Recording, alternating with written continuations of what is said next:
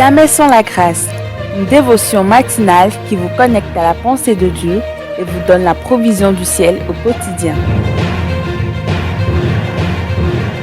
Bonjour chers amis, chers internautes, nouvelle journée, nouvelle provision. Bienvenue dans cette deuxième dévotion de cette belle semaine. Seigneur, nous prions ce matin en particulier pour nos auditeurs, peu importe le lieu, là où ils nous écoutent. Je prie pour un miracle dans la vie de quelqu'un ce matin. Merci parce que tu es le Dieu de délivrance et tu délivres encore aujourd'hui. Amen.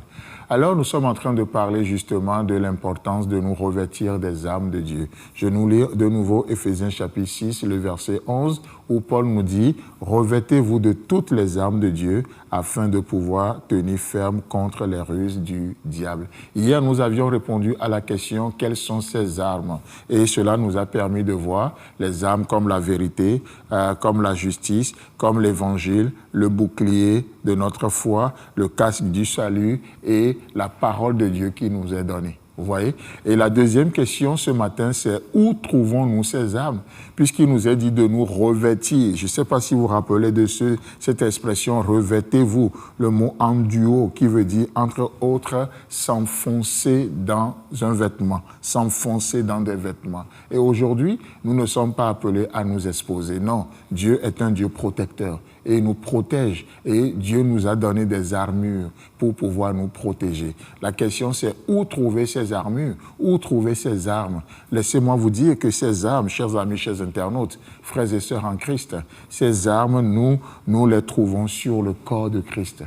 Amen. Ces armes sont posées sur le corps de Christ.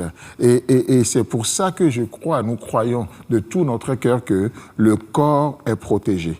Le corps est protégé, le corps de Christ est protégé. Vous savez pourquoi? Parce que c'est le projet de Dieu. L'Église, c'est le projet de Dieu.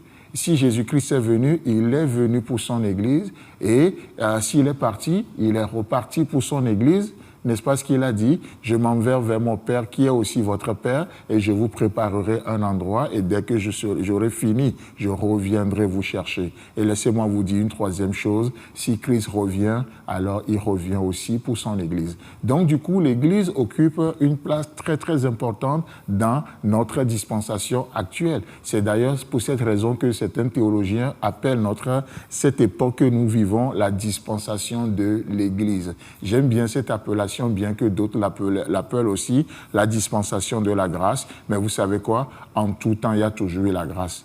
Que ce soit depuis le livre de Genèse jusqu'à Apocalypse, nous voyons toujours ce fil conducteur qui est la grâce de Dieu. Mais nous savons que notre dispensation, cette portion de temps est une saison particulière. Et donc Jésus-Christ est venu pour engendrer son Église. Il est parti pour préparer une place pour son Église et il reviendra. Et s'il revient, c'est encore pour son Église. Alors, et aujourd'hui, on n'est pas étonné que l'Église soit vraiment attaquée. Donc Jésus-Christ protège son Église et il a placé ses armures, ses armes sur le corps. D'ailleurs, c'est pour ça que dans Matthieu chapitre 16, le verset 18, il va déclarer ceci. « Et moi, je bâtirai mon Église et que les portes du séjour des morts ne prévaudront point contre elle. » Alléluia. Et quand je parle de l'Église, laissez-moi vous dire que je ne parle pas d'une dénomination, je ne parle pas encore moins d'un bâtiment. Mais quand je parle de l'Église, et quand Jésus-Christ parle de l'Église, Jésus-Christ parle de toi et il parle de moi, nous qui avons cru. Et chaque jour, il ajoute à son Église, à cette communauté spirituelle, ceux qui ont cru. Et c'est Christ qui bâtit son Église. L'Église, c'est le business de Dieu, c'est le business de Jésus-Christ. Et c'est pour cette raison, parce que Christ bâtit son Église, c'est pour cette raison que Jésus, le ressuscité, va dire à Saul de Tarse qui est là, qui persécutait l'Église, Jésus va lui dire dans Actes chapitre 9, le verset 5, et Jésus lui répondit, il dit, qui es-tu? Plutôt, il répondit, qui es-tu, Seigneur? Et le Seigneur dit, je suis Jésus que tu persécutes. Écoutez bien la fin du verset. Et il te serait dur de regimber contre les aiguillons. En d'autres termes, simplement, il te sera impossible. Oh, tu vas tenter des choses, mais comme Christ protège son Église, comme les armures de Christ sont sur l'Église, qu'est-ce qui se passe? 1000 tombent à notre gauche, 10 000 à notre droite, nous ne serons jamais, jamais atteints. Mais de nos yeux, nous verrons la rétribution des méchants. Et je prie que ça soit ta réalité, la vérité de Dieu te concernant encore aujourd'hui. Amen. Jésus-Christ bâtit son Église. Il bâtit son Église. il bâtit son Église. Et les ports de séjour des morts ne prévaudront point contre toi ni contre moi. Chers amis, chers internautes, que Dieu te bénisse et Christ voulant, on se retrouve demain. Si vous avez aimé cette émission, parlez-en à vos amis. Parlez-leur du message de la grâce et de ce qu'il fait dans vos vies. Pour un sujet de prière, une question ou pour devenir partenaire, contactez-nous au 00229 94 75 80 20. Que Dieu vous bénisse et à la prochaine.